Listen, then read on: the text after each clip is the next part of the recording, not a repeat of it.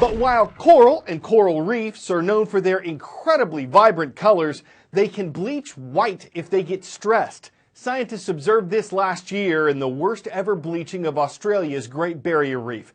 Coral's colors determined by the algae that live on it, and the algae are coral's main food source. But if the coral gets stressed, it can lose this algae and then turn white. This can happen if water temperatures get too warm or too cold, or if there's pollution or an extremely low tide. It's a sign of bad health, but the coral can recover. There's more affected than the reef itself, though. Consider the ripple effects of a recent coral bleaching event near Madagascar. This morning, Hari wakes up with the moon. He and his 13-year-old son are hoping it will guide fish into their nets.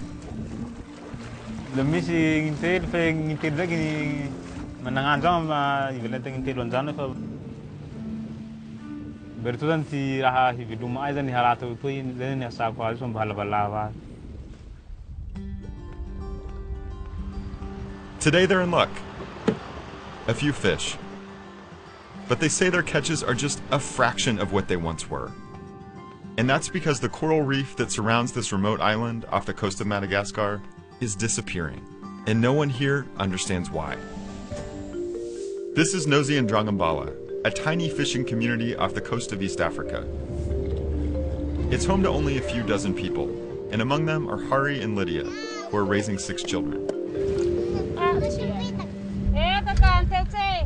This family knows this reef better than anyone, and until recently, they never saw coral this damaged.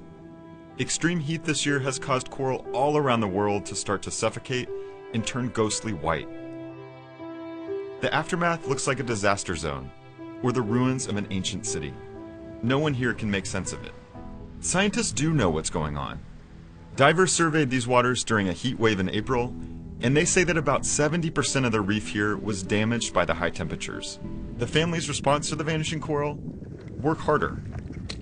Hari and his sons cast lines deep into the ocean, while Lydia walks the reef flats in search of octopus. These skills are passed between generations. Hari and Lydia are Vezu, and that name means at struggle with the sea.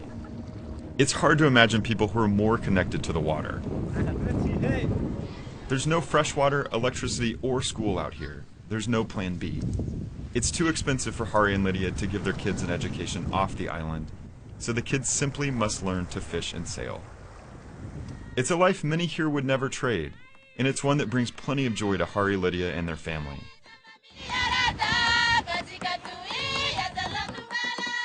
This song is about their love for the reef and their efforts to protect it.